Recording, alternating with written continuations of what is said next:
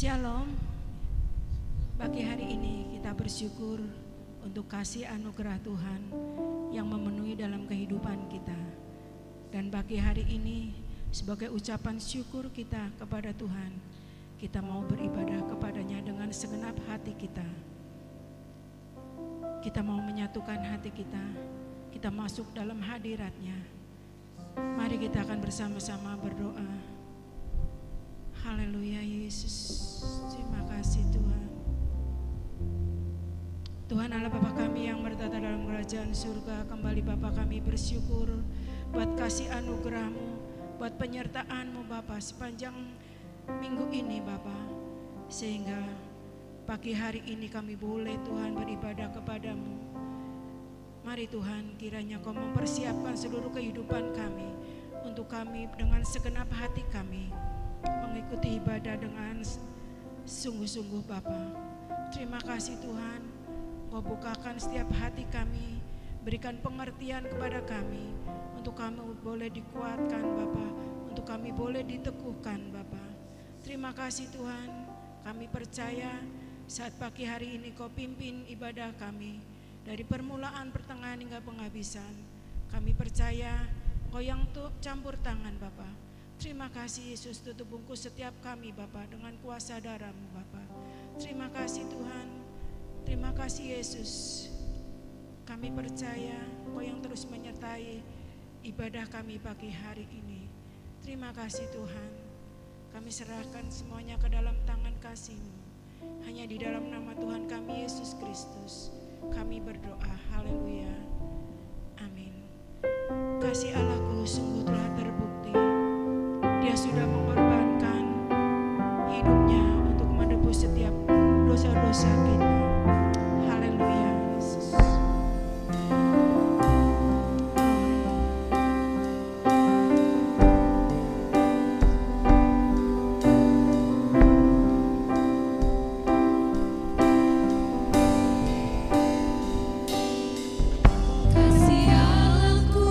Bersyukur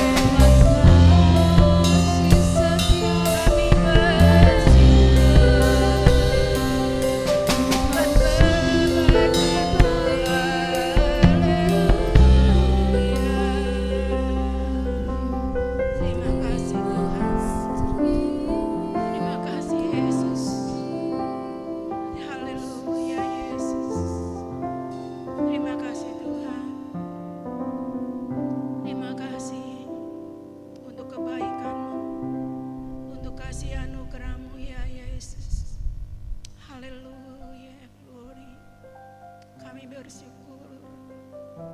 Bapak berisi ke dalam aku. Haleluya dan kasih. Haleluya. Bapak berisi ke dalam. Terima kasih Yesus. Terima kasih Tuhan. Terima kasih Tuhan. Dan intinya kami bersyukur buat kebaikan-Mu Yesus. Haleluya. Haleluya Yesus. Glory, glory, glory. Haleluya Yesus. Terima kasih Tuhan. Terima kasih. Bersyukur, bersyukur, bersyukur.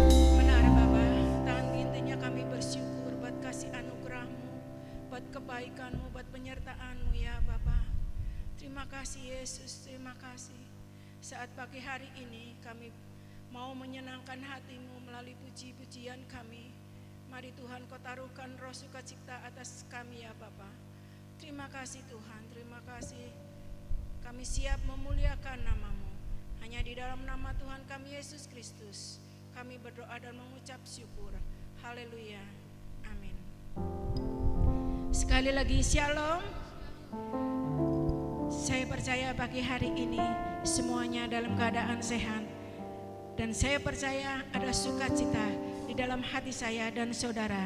Karena kita bertemu dengan saudara seiman. Haleluya, kita bertemu lagi untuk memuji nama Tuhan.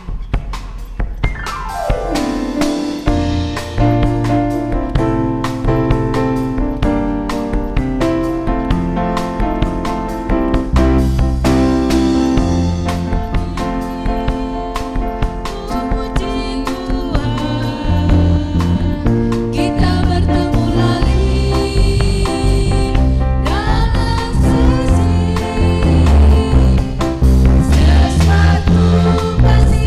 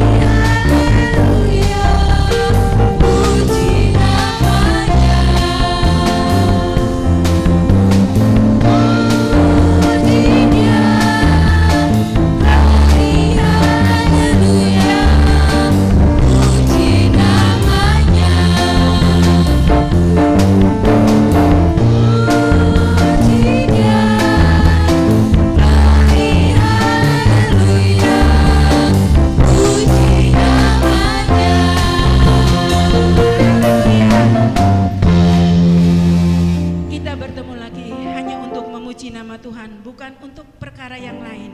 Kita saling menguatkan, kita saling mendoakan. Haleluya, satukanlah hati kami untuk memuji nama Tuhan.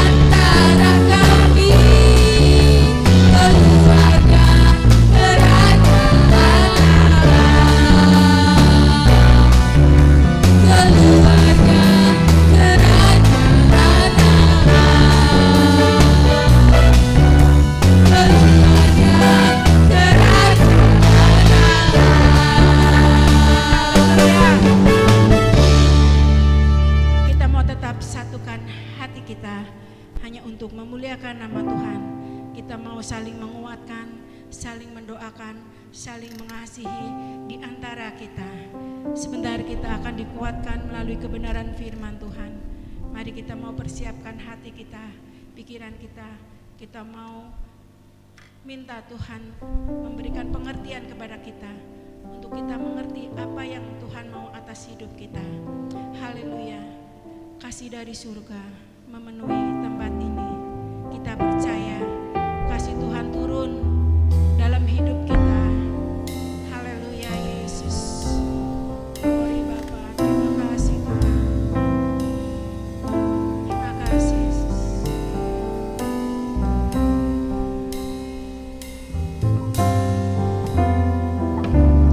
Kasih dari surga memenuhi tempat ini.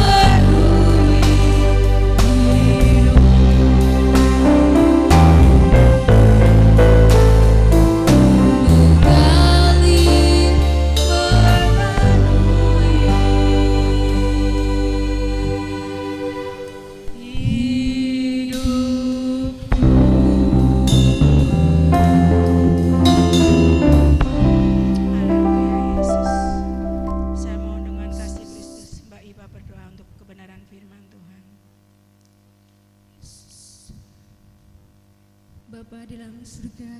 Di dalam nama Tuhan Yesus Kristus, kami mengucap syukur Tuhan. Kami boleh ada di tempat ini Tuhan. Itu semua karena kasih dan anugerah-Mu Tuhan. Tuhan Yesus, terima kasih Tuhan untuk setiap kebaikan-Mu dalam kehidupan kami Tuhan.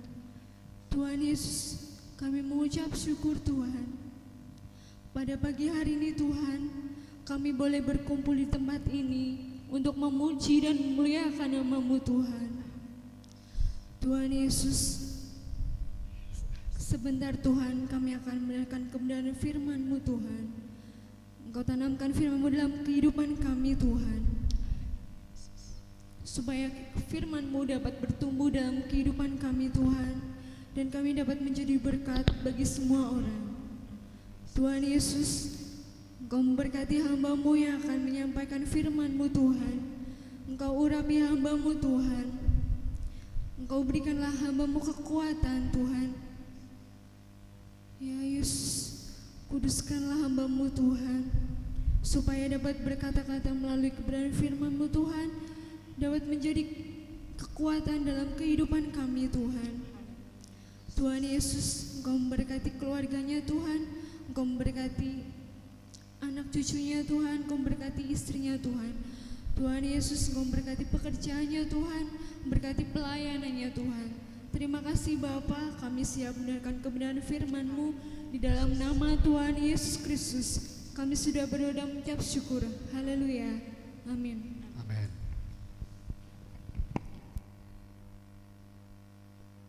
Shalom Bapak Ibu Saudaraku yang saya kasih, dimanapun Anda berada pagi hari ini. Kita bersyukur kalau kita memasuki akhir minggu dari bulan Juni. Namun kehidupan masih panjang. Tapi sekalipun demikian, kita percaya bahwa Allah tidak pernah membiarkan kita, Allah tidak pernah meninggalkan kita. Bapak Ibu Saudaraku yang saya kasih, pagi hari ini kita akan kembali merenungkan firman Tuhan tentang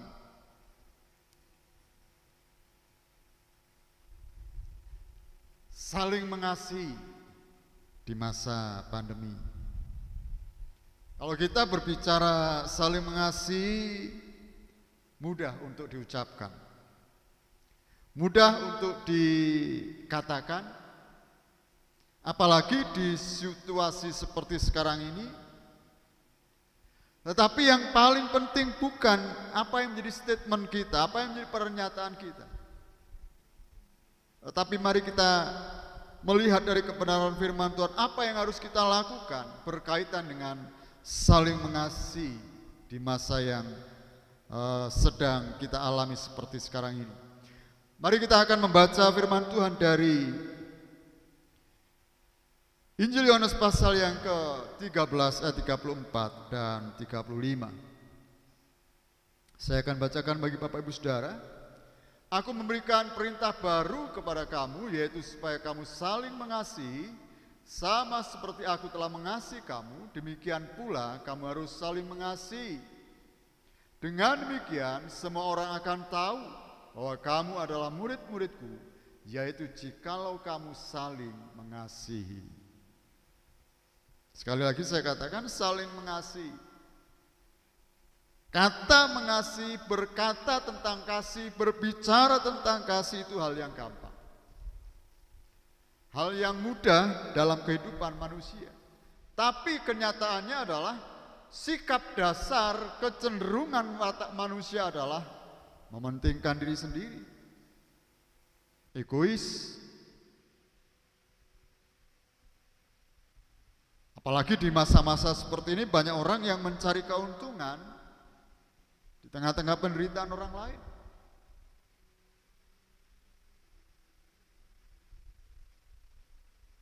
Banyak orang berkata mumpung. Tetapi sebagai orang percaya tentu kita memiliki pemikiran yang berbeda tentang mengasihi ini.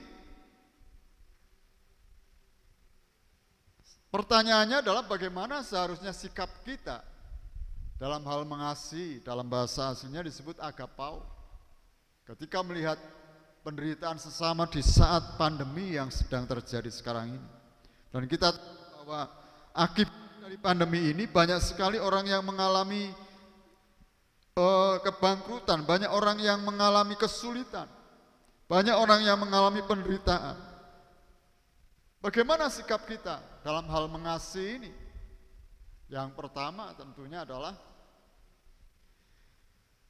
kita harus menunjukkan kepedulian kita terhadap sesama manusia. Karena ini merupakan perintah baru dari Tuhan, bukan berarti yang lama itu sudah enggak berlaku. Perintah yang diperbaharui oleh Tuhan untuk saling mengasihi, artinya kita harus menunjukkan kepedulian kita terhadap orang lain. Menunjukkan kepedulian, sebab kepedulian merupakan salah satu indikator adanya kasih di dalam hidup kita. Ya, orang bisa berkata aku mengasihi kalau dia bisa menunjukkan rasa kepedulian. Melihat orang lain menderita, melihat orang lain mengalami tekanan, melihat orang lain mengalami kesulitan. Ada kepedulian dalam diri setiap kita. Inilah membuktikan bahwa dalam hati kita masih ada kasih.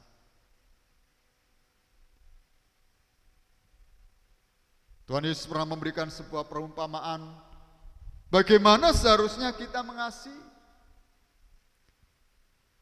Ada 3 orang yang berjalan. Ada orang Lewi, ada imam, ada orang Samaria. Ketika melihat ada seorang yang mengalami penderitaan, dirampok habis-habisan. Orang Lewi, para imam yang digambarkan sebagai orang-orang yang percaya Tuhan, digambarkan sebagai orang-orang yang mengasihi Tuhan. Tetapi pada kenyataannya hanya sebuah slogan, hanya sebuah pernyataan. Lalu ada orang Samaria yang oleh orang Yahudi tidak dianggap, yang oleh orang Yahudi dipinggirkan. Tetapi kasih itu muncul dalam dirinya dalam bentuk kepedulian terhadap orang yang mengalami penderitaan. Itu sebabnya kepedulian menunjukkan kita masih memiliki kasih di dalam diri kita. Kita melihat salah satu contoh adalah Petrus. Di dalam Kisah Para Rasul pasal yang ke-9 ayat 39 di sana dikatakan, maka berkemaslah Petrus dan berangkat bersama-sama dengan mereka. Setelah sampai di sana ia dibawa ke ruang atas dan semua janda datang berdiri dekatnya, dan sambil menangis mereka menunjukkan kepadanya semua baju dan pakaian yang dibuat Dorcas waktu ia masih hidup. Kita melihat satu contoh lagi bagaimana seorang perempuan yang bernama Dorcas melihat orang-orang yang miskin, orang-orang tidak memiliki pakaian. Dia peduli dengan mereka. Dan dibuatkanlah baju untuk para janda, baju untuk para orang miskin ini. Ada kepedulian yang muncul di dalam hati Dorcas karena mengasihi. Dan kita tahu dalam cerita ini Rasul Petrus menghidupkan kembali Dorcas yang meninggal. Dan kebaikan Dorcas masih diingat, ditunjukkan oleh orang-orang yang pernah menerima kebaikan itu. Betapa pentingnya kita peduli terhadap orang lain. Bukan supaya kita dikenang sebagai orang baik, bukan supaya kita dikenang sebagai orang yang mengasihi, tetapi seharusnya lah sebagai orang percaya kita memiliki kepedulian itu.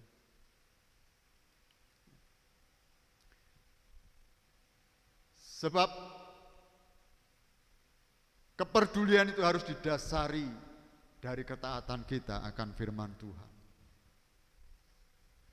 Sekali lagi, kepedulian itu bukan karena kita ingin dikenang sebagai orang baik, bukan karena kita ingin dilihat sebagai orang yang penuh dengan kasih, tetapi karena kita taat terhadap firman Tuhan tentang kasih ini. Tuhan Yesus memberikan sebuah hukum yang baru yang dikatakan di dalam ayat yang Matius 22:39. Dan hukum yang kedua yang sama dengan itu ialah kasihilah sesama manusia seperti dirimu sendiri. Hukum yang pertama adalah kasihilah Tuhan Allahmu. Bagaimana mungkin kita bisa mengasihi Tuhan sementara terhadap yang kelihatan kita tidak bisa mengasihi? Kita hanya akan menjadi orang-orang yang pandai membuat slogan, pandai membuat moto tentang mengasihi. Dan kita berkata, aku mengasihi Engkau Tuhan. Tetapi ketika melihat orang lain menderita, hati kita sekeras batu. Tidak ada kepedulian terhadap orang lain. Padahal mengasihi menjadi sebuah tuntutan dari kita sebagai orang yang percaya. Kasihilah sesamamu manusia.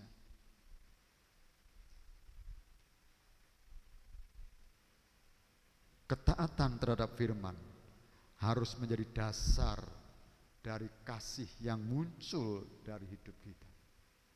Karena kita sudah dikasihi oleh Tuhan. Dan kasih Tuhan tidak pernah habis dalam hidup kita. Kasih Tuhan tidak pernah berhenti bagi kita. Bahkan dikatakan selalu baru setiap hari untuk kita. Dan di dalam kitab Yeremia dikatakan kasih Allah itu kekal untuk kita. Itu sebabnya kita pun harus mengasihi sesama kita. Ditunjukkan dengan rasa peduli kita terhadap mereka. Yang kedua, bagaimana sikap kita dalam hal saling mengasihi ini? Yang kedua, kita harus mau memberikan dukungan untuk dapat saling menguatkan seorang terhadap yang lain. Kita tahu semua pandemi COVID ini membuat sendi-sendi kehidupan manusia berantakan. Ekonomi manusia berantakan. Kesehatan manusia berantakan. Jiwa manusia banyak yang mengalami tekanan. Kalau kita dengar di Jakarta banyak orang yang nggak mau dirapid karena takut kalau nanti reaktif. Ada ketakutan di dalam menghadapi kenyataan pandemi seperti ini. Itu sebabnya kita harus saling menguatkan, memberikan dukungan kepada sesama kita untuk kita bisa saling menguatkan. Melalui apa? Melalui doa tentunya. Karena doa merupakan pendobrak atas apa yang tidak mungkin menjadi mungkin. Apa yang mustahil bagi manusia menjadi mungkin kalau kita berdoa, mendoakan sesama kita. Rasul Yakub mengingatkan itu di dalam Yakobus 5:16 bagian A. Karena itu hendaklah kamu saling mengaku dosamu dan saling mendoakan supaya kamu sembuh. Saling mendoakan. Kekuatan kita bukan terletak kepada kekuatan fisik kita. Terbukti karena virus yang kecil, kekuatan fisik manusia menjadi lemah. Karena virus yang kecil menjadi penyebab sebuah kematian. Tapi kalau kita saling mendoakan, di dalam ayat yang 16 bagian B di sana dikatakan, doa orang yang benar bila dengan yakin didoakan, sangat besar kuasanya.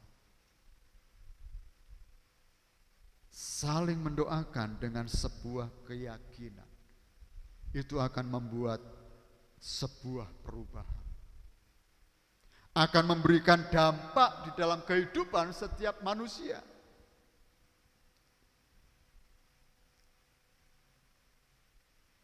Kita hidup di area nyata,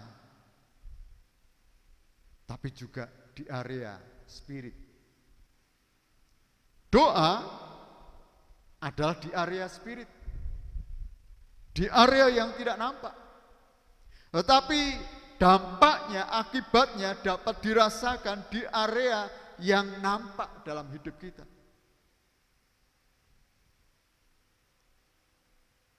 Saling mendoakan,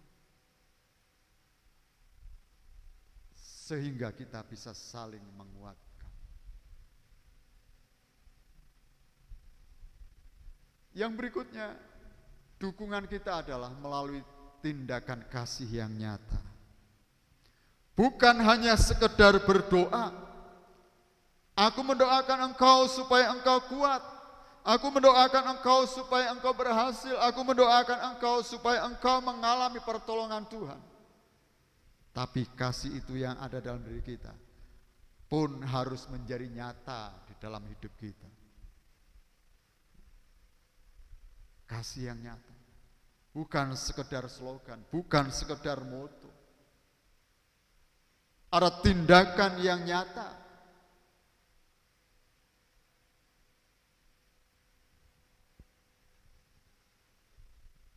Dikatakan di dalam Efesus pasal yang keempat ayat yang kedua, hendaklah kamu selalu rendah hati, lemah lembut dan sabar. Tunjukkanlah kasihmu dalam hal saling membantu. Kata tunjukkan itu berarti kita harus mengekspresikan, kita harus mewujudkan kasih itu di dalam hidup kita terhadap orang-orang di sekitar kita.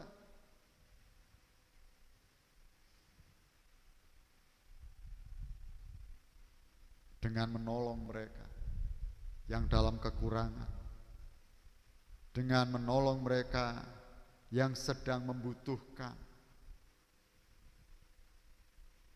Mari kita menjadi orang Kristen yang orang lain, orang di luar sana menyebut kita sebagai orang yang penuh dengan kasih.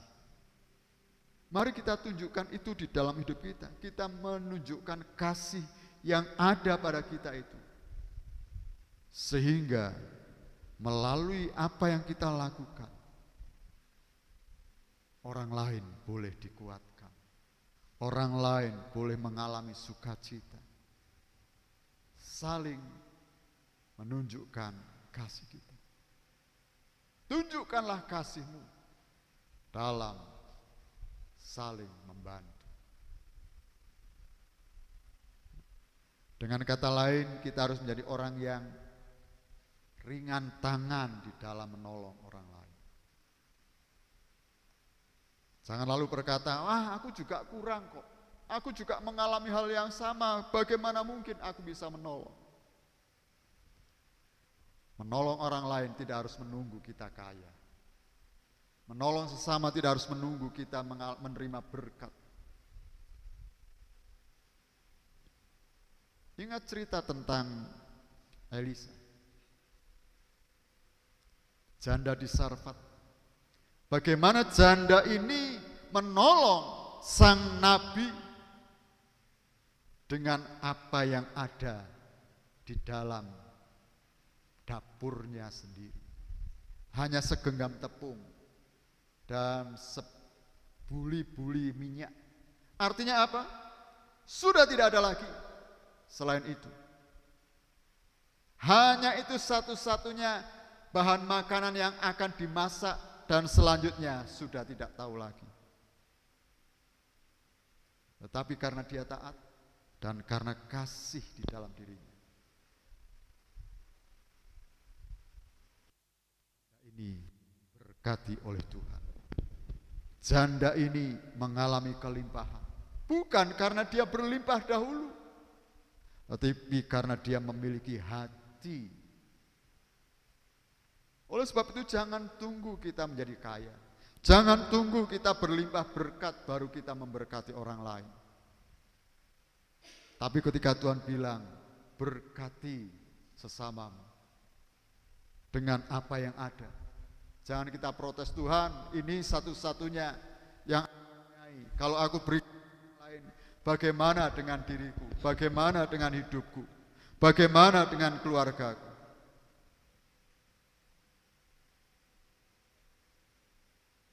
Mari kita mulai menunjukkan kasih itu, bukan karena kita kaya, bukan karena kita berlimpah berkat, tetapi ingat Tuhan berhutang terhadap orang yang mau mengasihi, dan Dia akan mengembalikan berlipat kali ganda.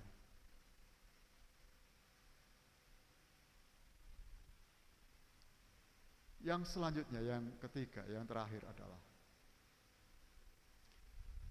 bagaimana kita saling mengasihi adalah kita harus mengerti saling mengasihi itu harus menjadi bukti identitas kita sebagai seorang murid Kristus.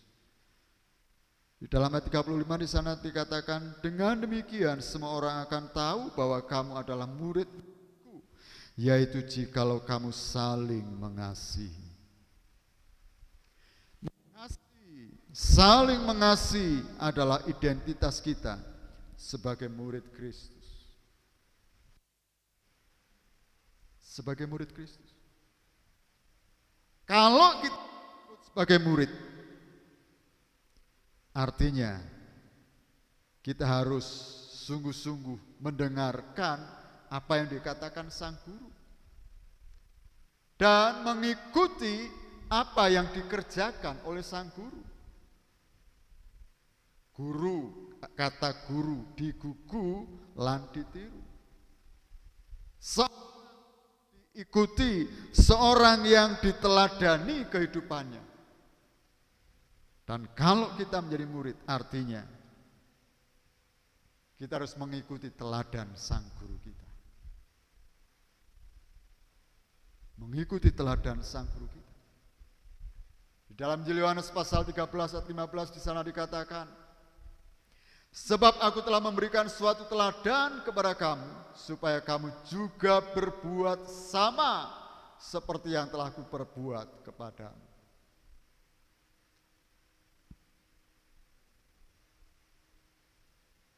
Mengikuti jejak teladan guru kita. Tuhan berkata, aku sudah memberikan teladan supaya kamu juga berbuat yang sama seperti yang aku perbuat.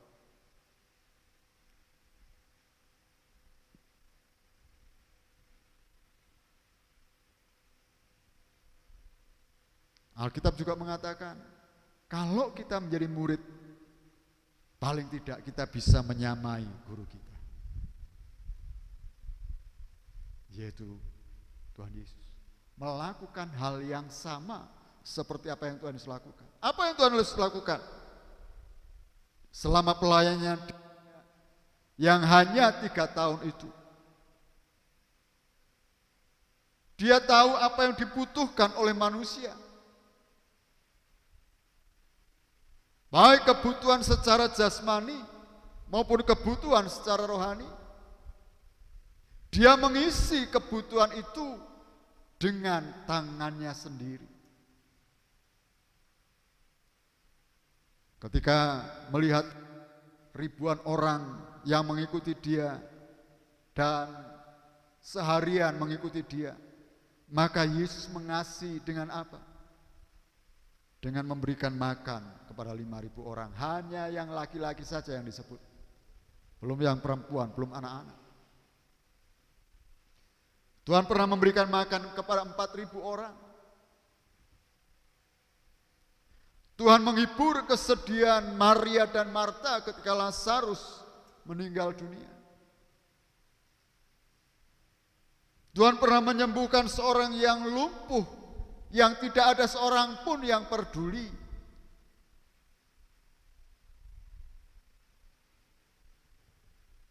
Walaupun kita tidak bisa membuat mujizat, tapi bagi Tuhan tidak pernah ada yang mustahil.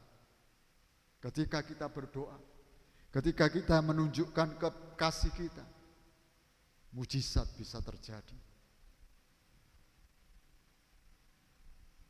Mari kita mengikuti teladan Tuhan sebagai guru agung kita.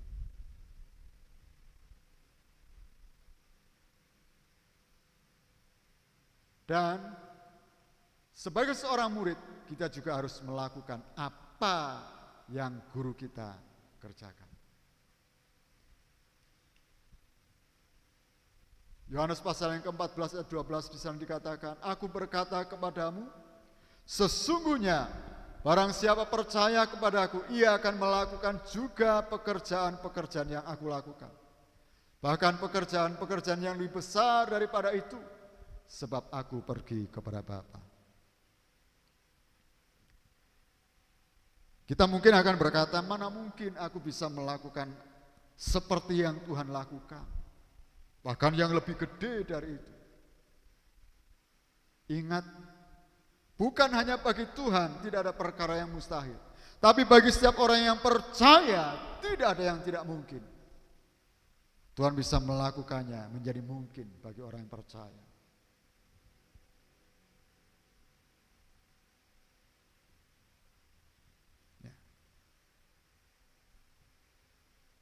Mari kita melakukan pekerjaan seperti yang Yesus kerjakan. Kalau kita disebut sebagai seorang murid, kasih Yesus diberikan total kepada manusia dengan memberikan dirinya sendiri. Kita tidak melakukan seperti yang Yesus lakukan ini. Tetapi hati yang dipenuhi dengan kasih itu akan mendorong kita untuk melakukan pekerjaan-pekerjaan yang seperti Tuhan kerjakan. Terutama di dalam hal mengasihi. Karena kasih menjadi identitas hidup kita. Bukan hanya sebagai orang Kristen, tapi juga sebagai murid Kristus.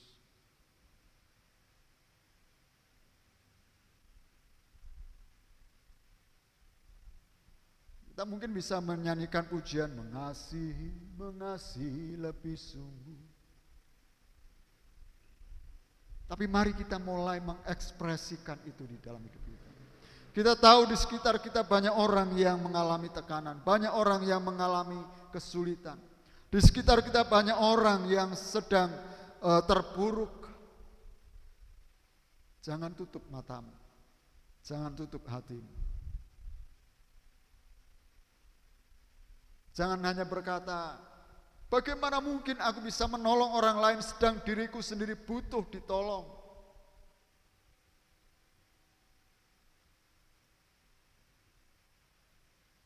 Mari kita mulai mengerti bahwa kalau kita melakukan tindakan, action kita, maka Tuhan pun akan menolong kita. Jangan menunggu ditolong, baru Anda akan menolong. Tapi berikan pertolongan, pasti Tuhan pun akan menolong kita. Jangan tunggu diberkati, baru memberkati orang lain. Tapi kalau kita berani memberkati dengan apa yang kita miliki, Tuhan akan memperhitungkan dan mengembalikan berlipat kali ganda.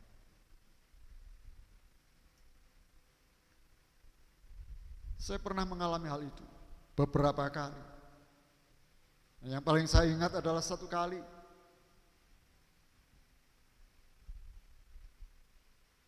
Saya digerakkan Tuhan untuk menolong. Dengan uang yang hanya 50.000. Dan itu satu-satunya uang yang ada di dompet. Tapi ketika mau melakukannya, Tuhan kembalikan 10 kali lipat. Bukan berarti kita mancing Tuhan, enggak. Ketika kita melakukan dengan ketulusan, kita melakukan dengan ketaatan, diberkati atau tidak bukan urusan kita, itu urusan Tuhan. Dan kita tahu Tuhan enggak pernah berhutang. Dan kalau Tuhan enggak pernah berhutang, artinya Tuhan akan mengembalikan berlipat kali ganda. Kalau kita menjadi seorang murid, teladani guru agung kita. Dia mengasihi dengan total. Dia tidak pernah mencari keuntungan atas dirinya sendiri. Yesus tidak pernah mencari keuntungan atas hidupnya.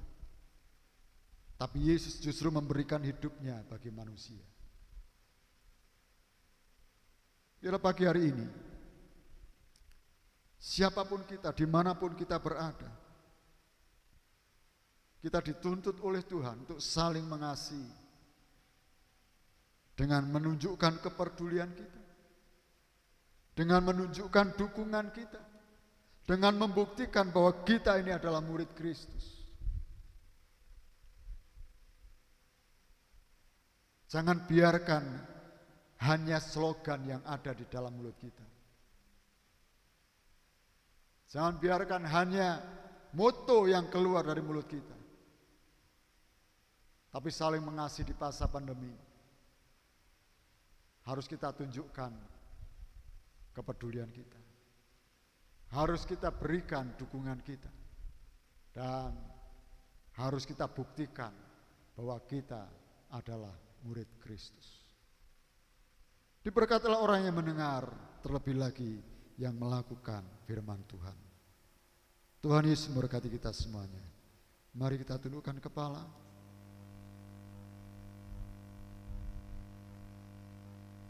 Mengasihi lebih sungguh.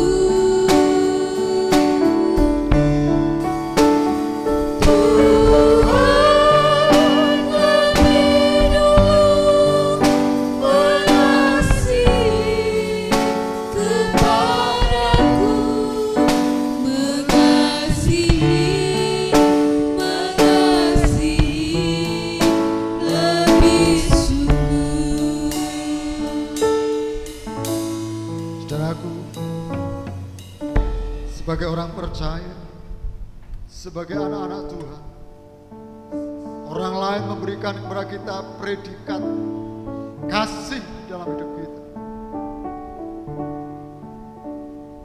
Mari, kasih itu bukan hanya sekedar slogan. Kasih itu bukan hanya sekedar moto.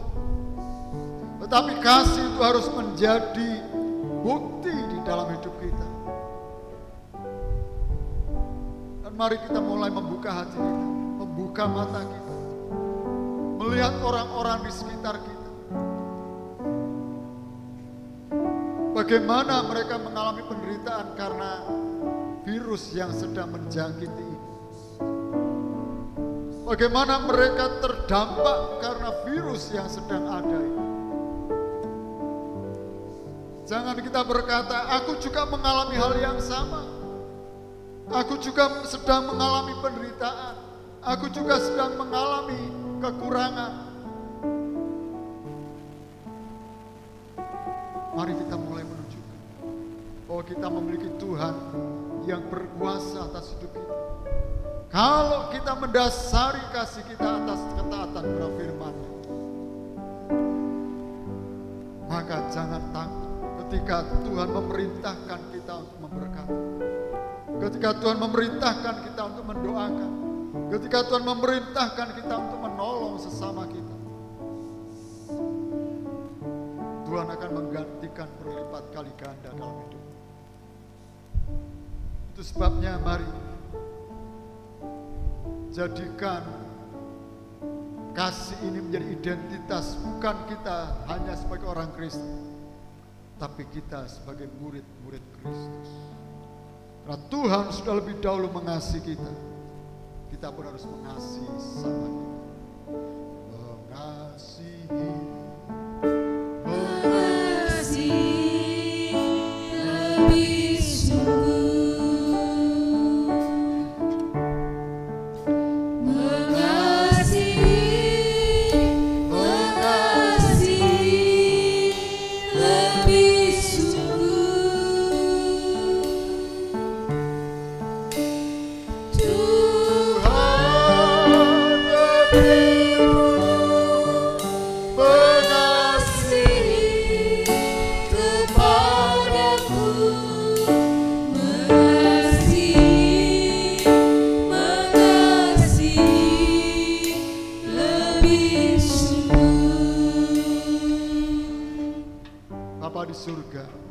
Pagi hari ini kami bersyukur kalau Engkau mengingatkan kami kembali tentang kasih.